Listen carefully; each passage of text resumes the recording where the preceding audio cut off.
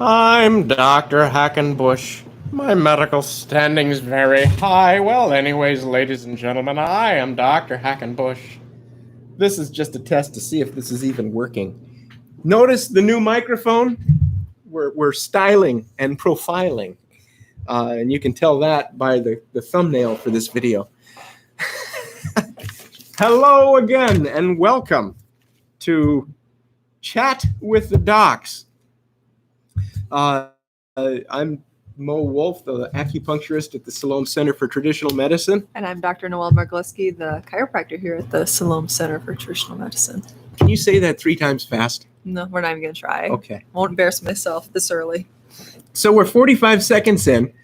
The little green light is moving, so I think we have volume. If we do have volume, someone please chat and tell me. Otherwise, I'm not quite sure what we're going to do here. We're going to just proceed as though we have volume. So, it's been a big week, world. It has. The sad news was we lost one of the Statler brothers this last week. One of the main Statler brothers died, which was very sad. Went over to my parents' house on Sunday morning, and they were listening to Statler brother music. And I said, "Did you know?" And that's why we're watching it. Okay, that makes sense. So, at least in Mom and Dad's house, he was eulogized. Mm-hmm. So, what are we up to on the stats for COVID-19 in the U.S.? Do you know? Not off the top of my head. Look it up here. What is it? Johns Hopkins. Now, we had it to where I could punch something in on this computer and flip it over so you could see what I was looking at.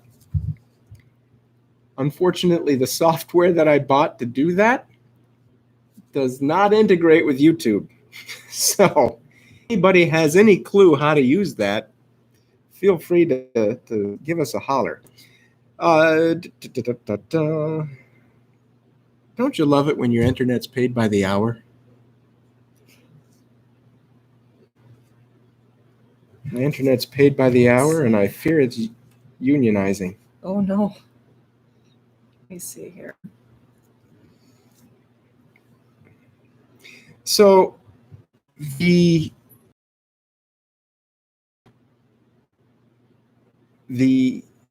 total confirmed cases, according to Johns Hopkins, worldwide is 3 million. 212,000 total deaths, according to Johns Hopkins again. I do find it interesting that they are not saying the recovery rate. That's rather irritating. That's completely off of the map on the iPad app. So there was a huge jump in number of cases. Why is that?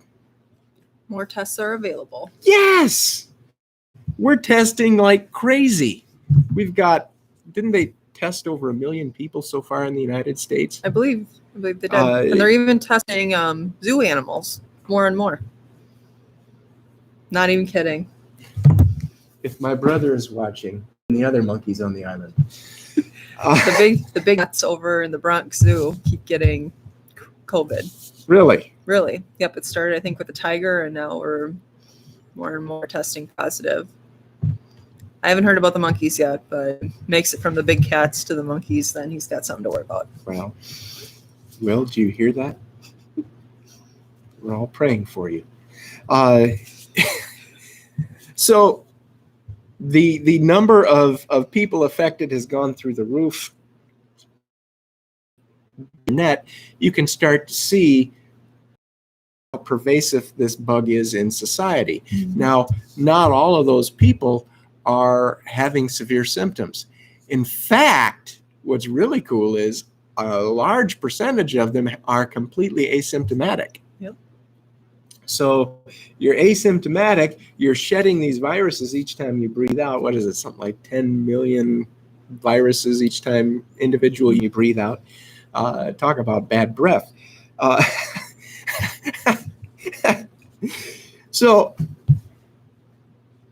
but these people are completely asymptomatic, a large portion of them, which makes it even more difficult to track, because Yep. if people are showing any signs and symptoms, then why on earth would you go and get tested? Especially because it is very uncomfortable and putting themselves through it when they don't see reason. You don't don't- like don't wanna having a subject Q-tip yourself. shoved up your nose? Not my favorite. I hate it. I hate it as much as filling out census forms. Have you had to do your census forms Yes, I yet? did. Oh, I filled it out. Form. I got that like right around the time. So I'm figuring either A, my online deal didn't get transferred, B, I was paying by the hour for internet again, or C, I'm going to get a visit from a census person. I think they're just trying to keep the post office alive. They're just trying to keep those things going. Something's gotta. We got to keep those guys in the little shorts out there walking around. Someone's got to keep the old ladies at the nursing home happy. It's true. So we talked about we did the obligatory speaking about COVID. We did. Did we do the obligatory speaking about Mel Torme yet? Huh? We did now. So let's speak about something truly ugly. And this would be one of those times where if I had the software working, I'd post a picture of Bill Clinton.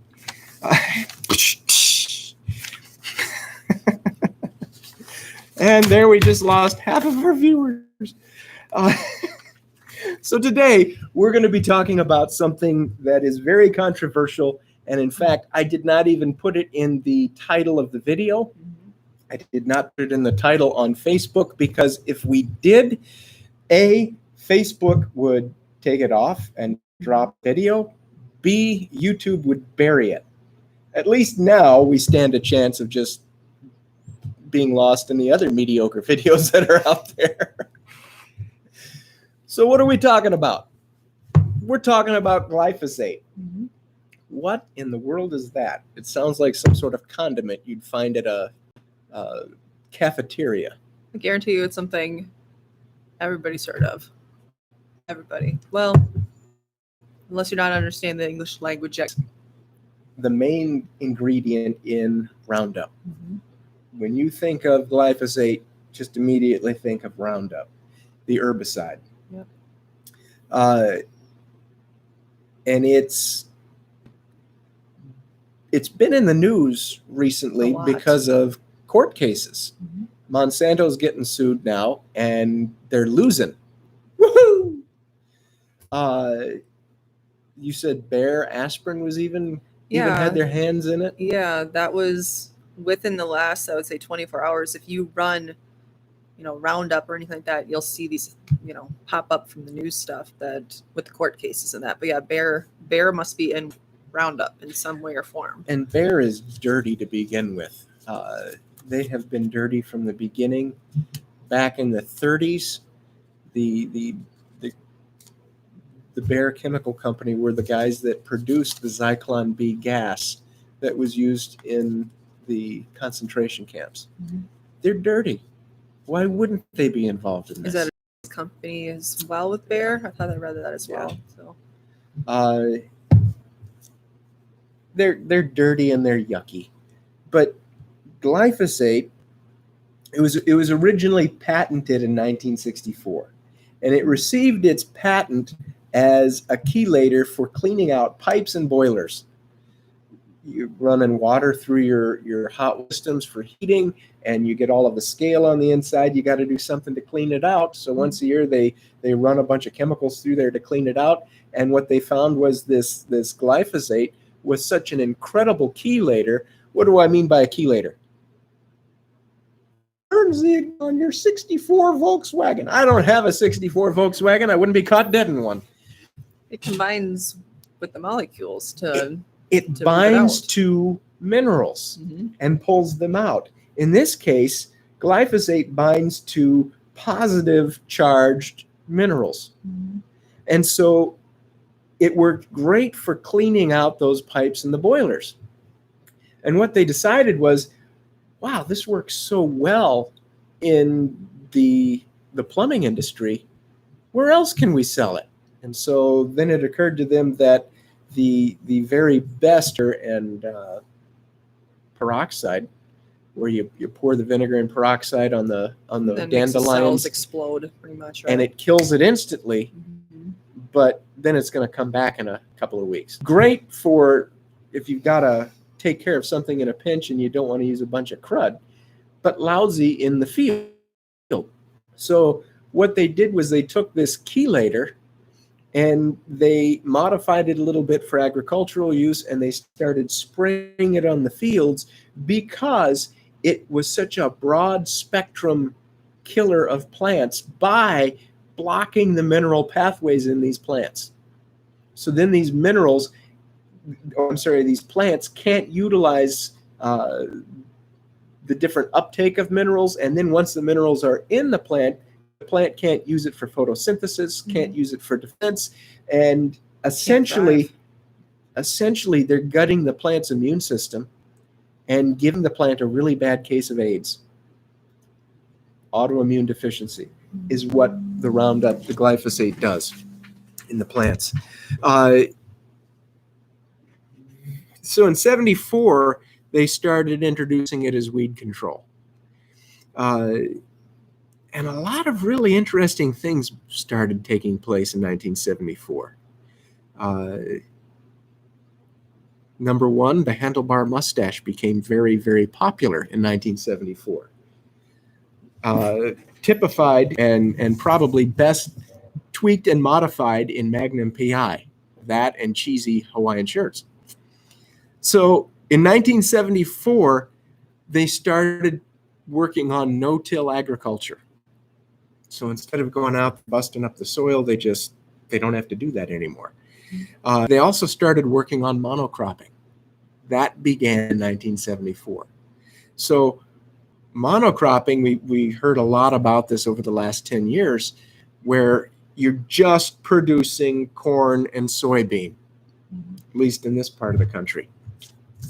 And you don't do crop rotation.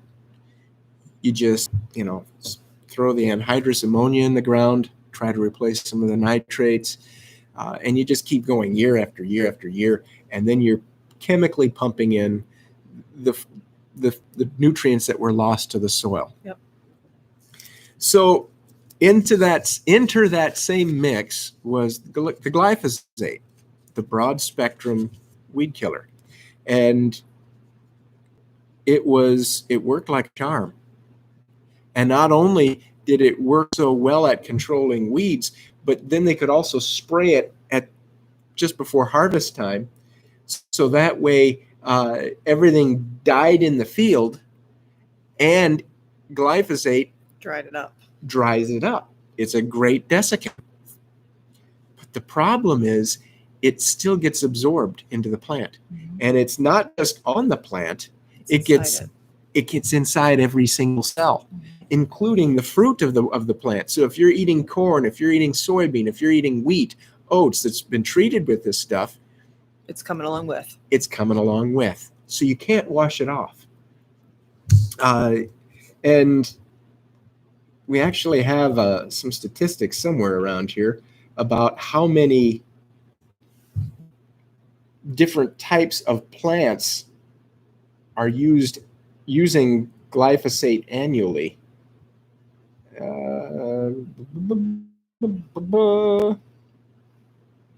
Okay, so average annual use of glyphosate for soybeans, 101 billion, no, I'm sorry, dyslexia kicking in, 101 million with an M, 200,000 pounds per year of soybeans.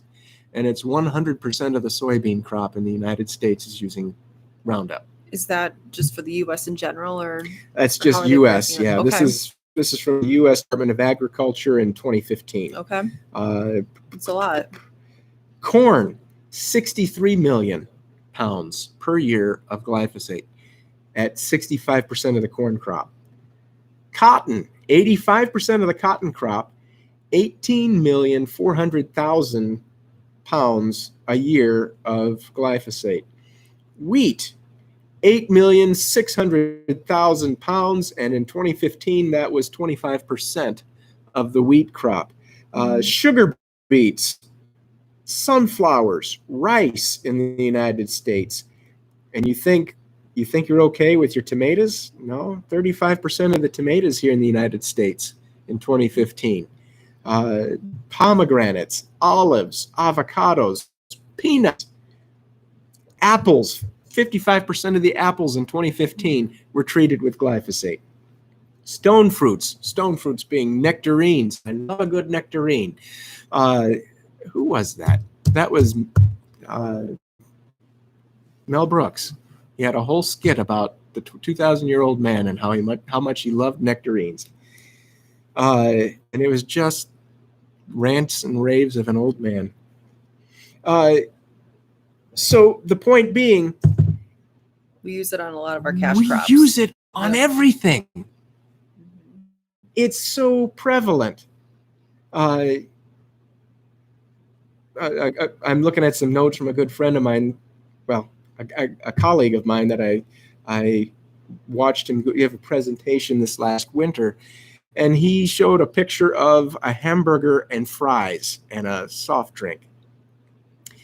And he pointed out that you think you're all right eating a burger and fries. Well, the wheat is desiccated with Roundup. They spray the wheat in order to dry it out just before harvest. The soybean that's in the cheese is completely 100% GMO and Roundup ready. The cows in the meat are fed the GMO corn and the GMO soybean. Yep. So that becomes them. The high fructose corn syrup Still that you corn. find in the cheese and in the ketchup and in the soft drink, corn, glyphosate. The canola oil that you fry the French with, GMO, Roundup ready. The potatoes, they're desiccated with the Roundup as well. Yeah. You can't even eat a burger and fries without getting this stuff. No. And we didn't really mention what GMO was, correct? Go ahead. So GMO or genetically modified. So we have the Roundup that goes on, and you notice that you'll only see corn growing in the field. There won't be weeds like you would see for my garden. It's terrible when I get going. So hopefully better this year.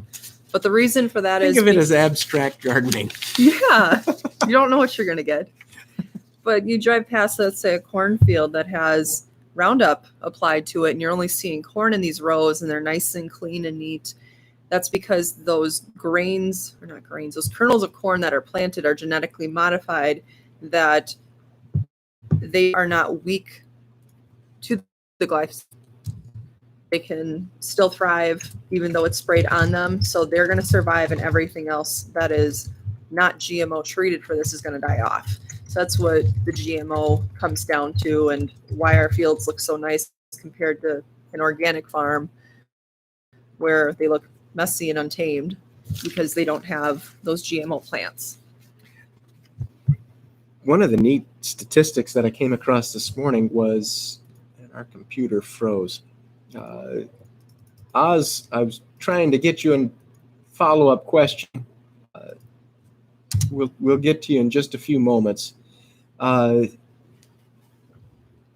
of the interesting statistics that I came up with this morning was every year $8 billion of royalties are paid to Monsanto just so that the guys that are producing the GMO corn can insert the EPS resistance gene into that GMO crop.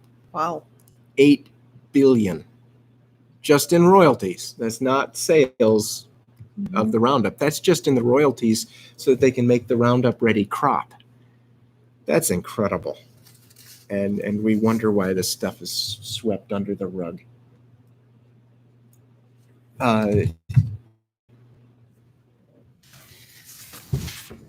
So one of the problems with the GMO, in order to make the crops to optimally survive in the environment with the Roundup, they have to, as you so aptly described, modify these things genetically. But in doing so, they've produced over 200 different proteins that have never before been seen in science, the history of the world. Or by the human body. Or by the human body. We don't know how it interacts. We've never studied it. Nobody studied. What is the stuff that causes allergic reactions? Protein. Protein. What inflammatory agents that we're speaking of here? Proteins. So if we have nobody studied it and nobody's examined this, how do we know the safety factor of it? We don't.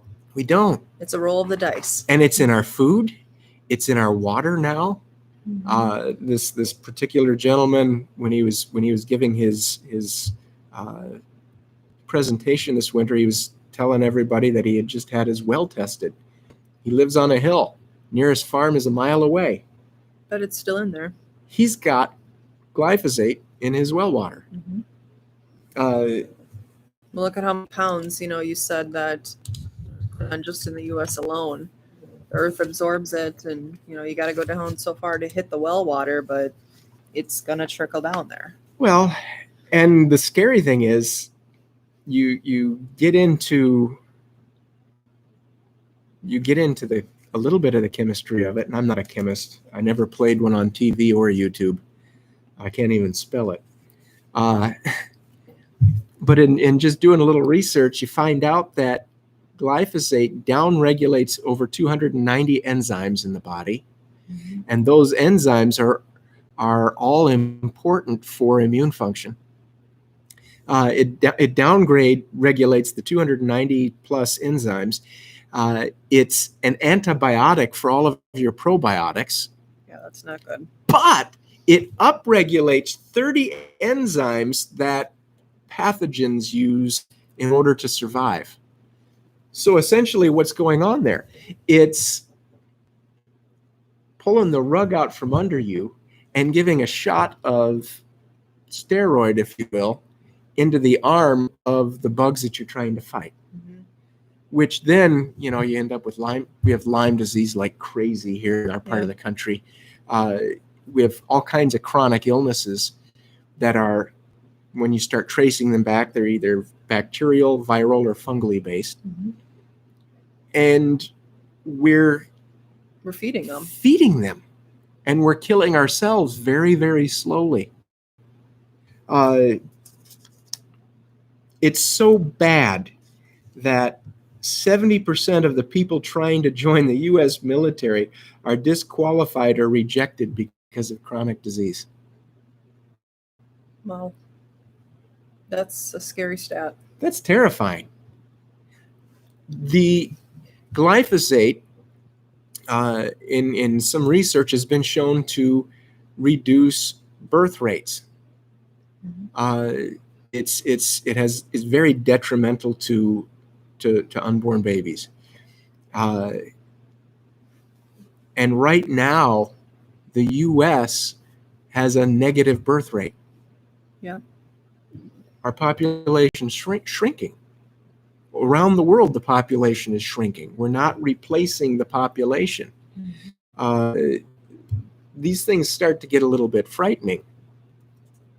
There's 27 different types of cancer that are increased by glyphosate. Makes you want to go out and wallow in a chem green lawn, right?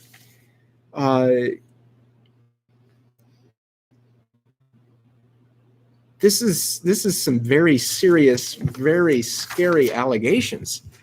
And when you think about it, as we mentioned earlier, it's not just on the surface of the plant. It's not like you get your apples and you wash them off and you polish them up. It's in every single cell. It's been impregnated into the plant. The plant puts it in every single cell. So every bite that you take, you're getting it. Now,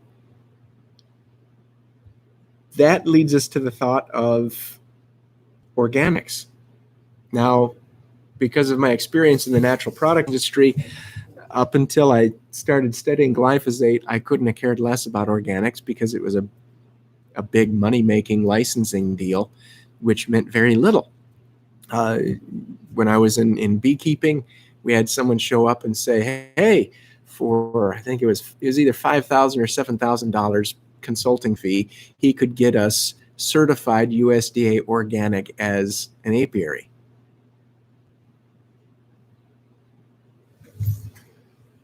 Here's the problem with that.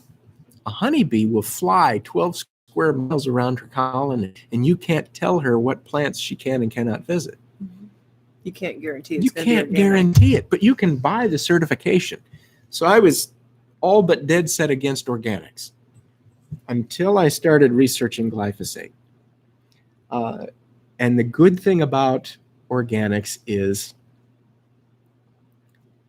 you can't have glyphosate present in levels of active use and still maintain your organic status. Organic status. Okay. Now, here's the problem. Glyphosate can have up to a 22-year half-life when it gets into the environment. We're not getting rid of this stuff anytime soon. We're not getting rid of it anytime soon. It's in the ground. It's in the water. It's getting taken up into the plants. So even if you're eating organic, you still have a problem. It's still a major cause for problem. Now, eating organic is going to be better than just sticking your lips around the fire hose and turning it on. So in our house, yeah, we'll go organic. We don't want the stuff. We're trying to stay as far away from the glyphosate as we can. So you try to do the organic because it's going to have less of the sludge. Here's another aspect about it. I mentioned that it replaces glycine in the production of collagen. Glycine is an enzyme. And when you're making this collagen protein, you've got these different enzymes that have to go together. And the glyphosate goes in there, and it takes the place of the glycine. And it plays off of, if I'm not mistaken, it chelates the copper and removes the copper from the equation. And in doing so, it causes that protein to fold. So now, after the 1970s, you started seeing an outbreak of what? You started seeing an outbreak of all kinds of different prion diseases. Mm-hmm.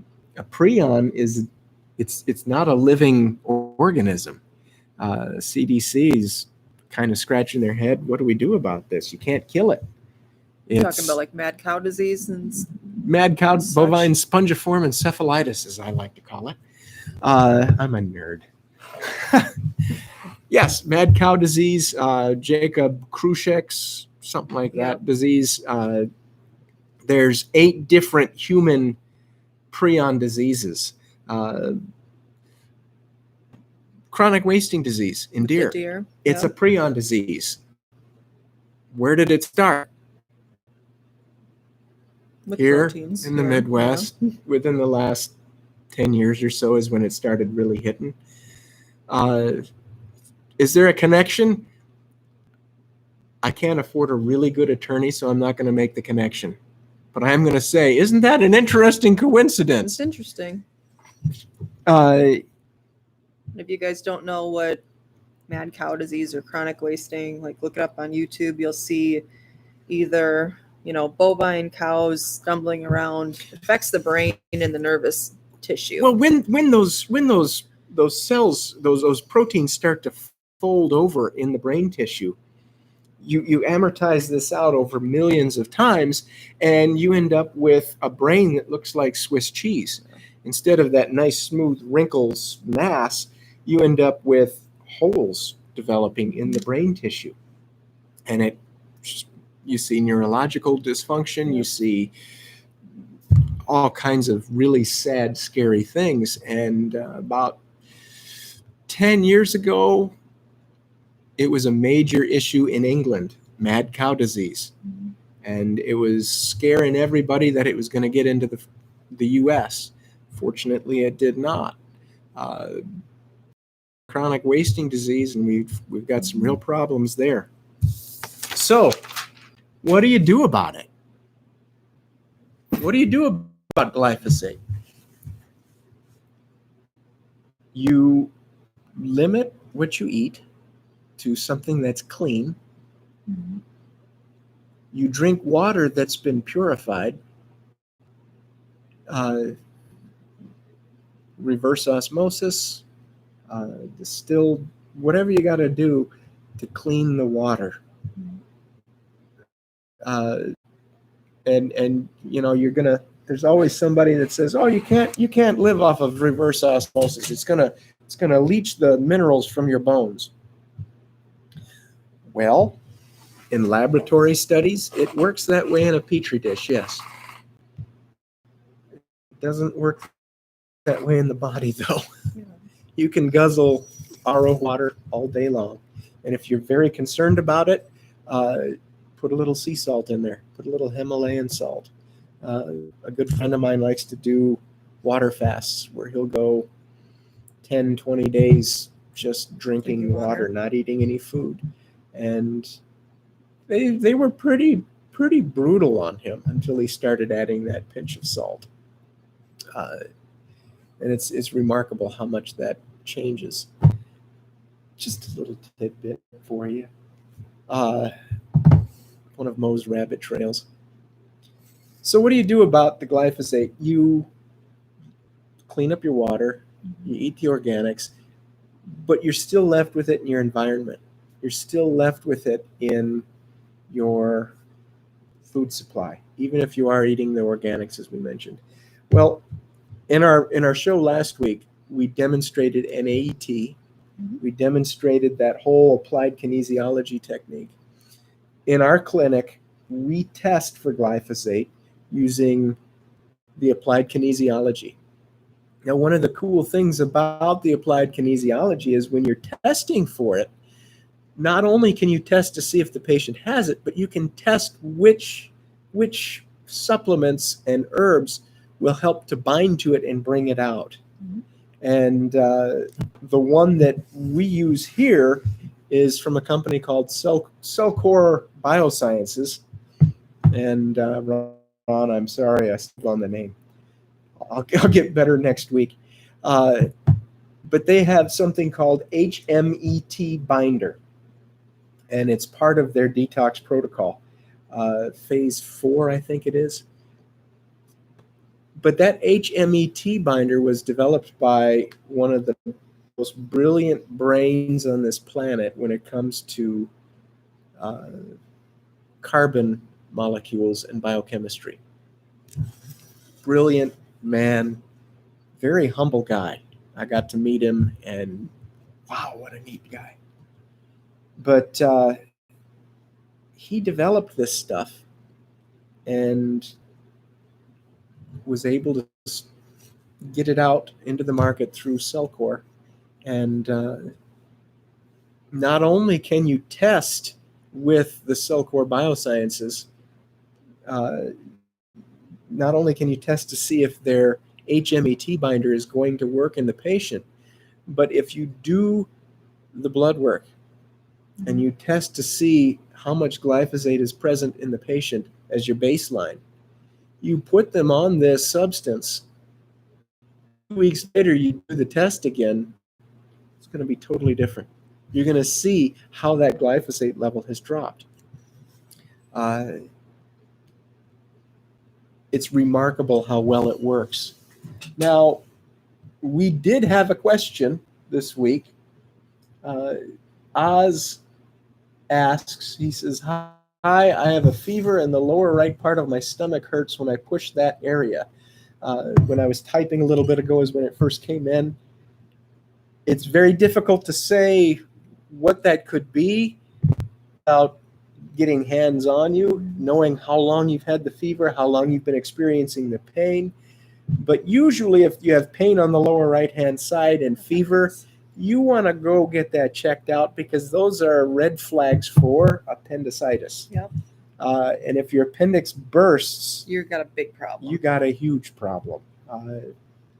So for that situation, go get a hold of urgent care, get a hold of the ER, see what they want you to do. But that's something that you don't want to play with. No. It could be just simple indigestion. But And that you'd have to be flushing. you end up with Out, sepsis yeah. if it's not taken care of. Yeah, you wanna make it to see next week. So I'd say give the emergency room a call, urgent care a call. So Oz, click off here and go get a hold of urgent care or the ER. Out there, this would be the time to ask about the glyphosate or anything else.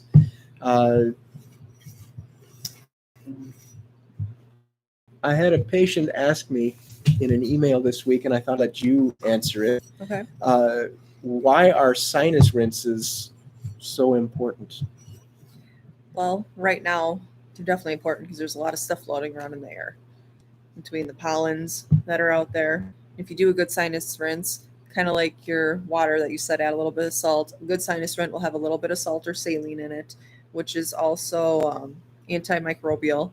So you want to use purified water. Don't use tap water.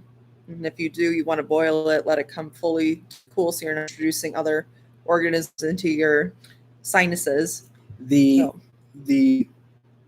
city water, it's been tested in many different municipalities, and it's got helmets in it, Yeah. little worms. You don't want that up in your head. It's got amoebas in it, Yeah. protozoa.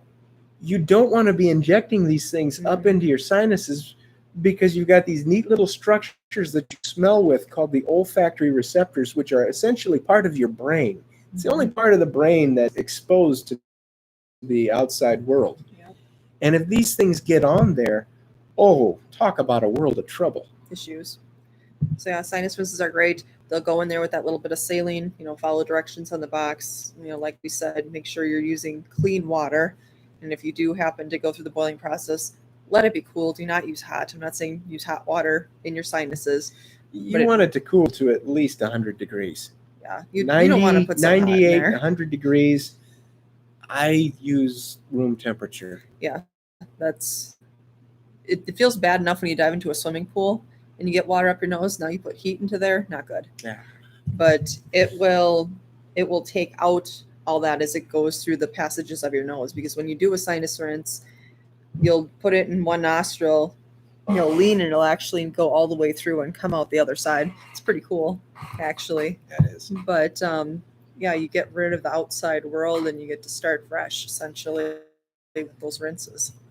And there are actually instances where not only do you have things like molds and bacteria colonizing the sinuses, but it's possible to even have, some of those worms colonizing in the sinuses, in which case you need to be flushing. And sometimes you can even add an antiparasitic to the sinus rinse. That's cool. And then when those guys come out, man, you feel like you entered Star Trek.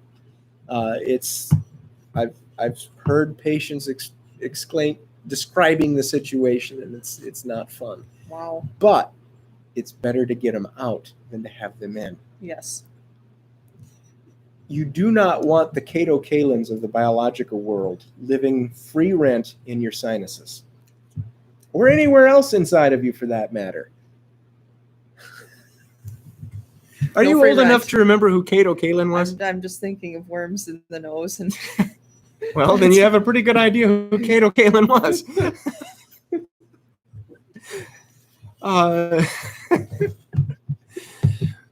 He was the freeloader surfer dude during the OJ trials. Oh, okay.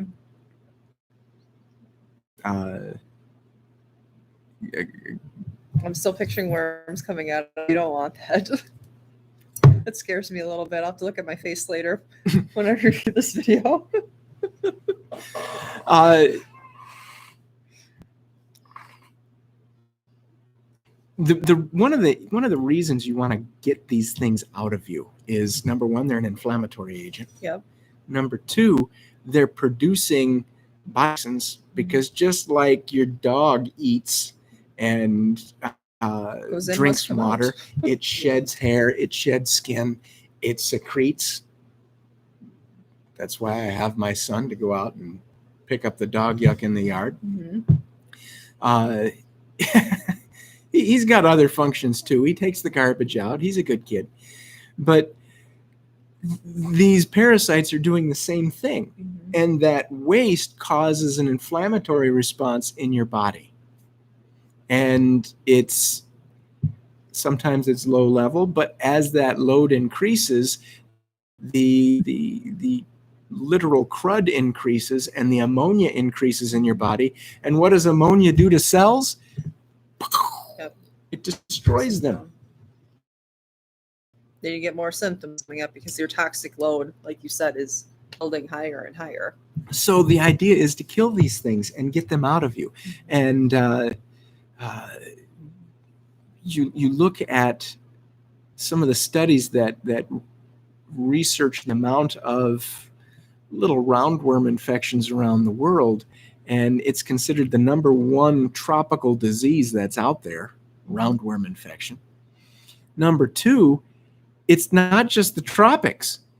It's all through the United States here. Yeah, we're definitely not tropical. No, we're not even subtropical here, and I wish we were. Come on, springtime. Notice the jacket and not the Hawaiian shirt today. I wimped out. But then when you inject into the mix Lyme disease, like we've got here, by the way, 40% of tick bites are carrying some of these little worms. How's that for fun? Do you feel like a Russian apartment block yet? That. So 40% of the tick bites are carrying little helminths, little tiny microscopic worms. These worms get into us. If a dog sneezes in your face and the dog has these worms, they get into you. You can get the roundworms in your lung through your sinuses. You get them stuck in your sinus. They're there. And I realize this is kind of yucky stuff to talk about, but when you're dealing with a chronic infection and, say, Lyme disease, and you go to your Lyme doc, and they're very hard to find a decent Lyme doc, and the Lyme doc says, okay, well, we're going to kill the Lyme, and they give you the antibiotics, and then they give you, if they're forward thinking enough, they give you supplements and herbs to continue killing the chronic stage and to go after some of the, quote, biofilm. Hey, but just like you have the Lyme, so do all of the little worms that are in you. So you kill it off globally, but it's in the worms, and it becomes like those little Russian nesting dolls. Yeah. Once one opens up, now you've got to do reinfected. it again. Yeah. And so the folks with Lyme disease constantly getting reinfected, constantly having these problems. Why not go through a protocol where you can kill all of the parasites, then go in and kill the Lyme? That makes sense to me. And while you're doing it, why not bind to the glyphosate that's in your body, which is feeding all of these guys, and just get rid of them? Take it out from the root cause. Yes, isn't that why we went to med school? That is. So that we could learn how to kill at the root level? Boom. I think we're done now. So if there's any other questions. Well, like we talked about, Mo can help you with this here. Well, so can you. I can too. You're learning. I'm learning. But I think it's fantastic. And if anybody else says that they 100% know how to kill Lyme disease and they're not doing these kind of things, they're not even mentioning down to the parasitic level. We want to talk to them because I don't know about that. Well, There's a lot involved with Lyme disease, and a lot of people struggle with trying to help with it because it is Yes. very complex. Just like there's more. in days of old, they used to say that syphilis was the great pretender. Because syphilis had 36 different proteins on its outer sheath, its suit of armor, and that those 36 different proteins, it could mimic an almost infinite number of Other different diseases. symptoms. Yep. It could present in all number of different ways. And so in the days of old, syphilis was epidemic, and it was very difficult to diagnose and treat because it could show up in so many different ways in the earlier stages. And it only finally solidified in the diagnosis in the later stages. Well, Lyme disease has over 360 proteins in its outer shell. Multiply it by 10. Then you add to that radiation, glyphosates, just general pollutants in Our modern world. our modern society, our modern environment that we live in. Then you factor in the parasites, and your immune system, no matter how like that. I'll let you guys argue which one it is. They're all pointing at me right now. Your immune system has the Th1 and Th2, right? Th1 and Th2, two different arms of your immune system. And we've talked about this before. Th1 is the side that works on parasites. Th2 works on the bacteria and viruses and things like that. It can't do both at the same time. Helmets that we mentioned, the little roundworms, they just go crazy. Yep. Tapeworms, They take advantage of the situation. flatworms. And once you get flatworms in your pancreas, what are you going to end up with? Pancreatitis. Pancreatitis. What else? More chronic. Yeah, It's a trauma. it's a trauma to the pancreas. And if those islets of Langerhans, so much fun to say, sounds like some sort of vacation spot. It does. I want my Hawaiian shirt again. If the islets of Langerhans get damaged and they're no longer producing the insulin, you end up with a diabetes. Mhm. There's flukes there taking up residence and causing the inflammation. It's never going to fix. But if you kill the flukes and get them out of there, your body can heal. You mean our bodies can fix themselves? Pretty amazing and smart. That's all a doctor does. I don't care what our discipline is. I don't care if you're using Chinese herbs, if you're using supplements.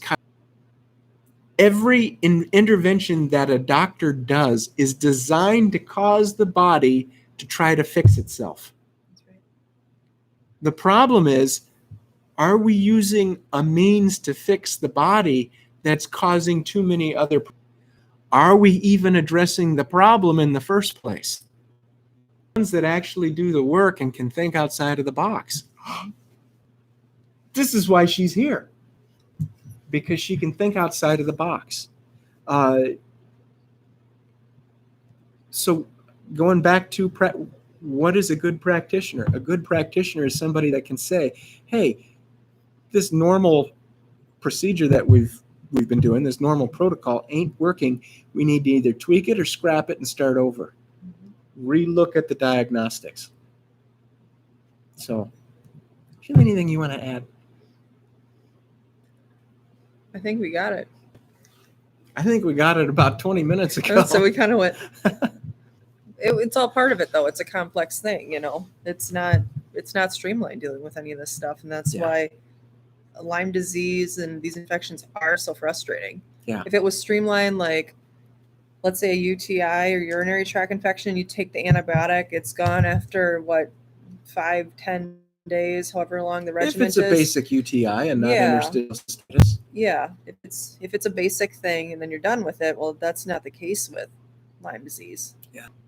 So. And interestingly enough, with Lyme disease, a lot of folks will end up with chronic UTIs with Lyme disease. Well, it's not because there's bacteria. It's not because there's E. coli in the bladder. It's usually because there's some sort of protozoa or a yeast or some sort of mold that's gotten into the bladder and is constantly keeping it infected. Now, if you've got a protozoa or a yeast or a mold, is an antibiotic going to do diddly squat? No. No. No. And so that's why you need someone like us that can come alongside, have some of these really unique testing methods, non-invasive testing methods, to give us an idea where to go. Then we can send you out for the appropriate labs to verify. Or we can say, you know what? Why not save that $1,000 for all that lab work that your insurance company is going to fight you over? Yep. And why not just treat it? Makes sense to me. Well, you have just spent another fine hour chatting with the docs. And this was actually a fun one. It was. We were talking before we sat down about not sure quite how this is going to go. But that's the beauty of these chat with the docs. It's not scripted. I had no much help, which is why I'm in medicine. I was going to say, too, before we end it, if you guys end up with a topic that you have some interest in, let us know. Let us know in the comments. Let us know in the Facebook. Let us know in emailing info@silomcenter.com. Because we know what we're interested in. We haven't seen you guys for a while, so If you have Give any us- questions, give us some questions or let us know. let us know. And at your appointment, Yes. give us some feedback if you have any ideas for topics.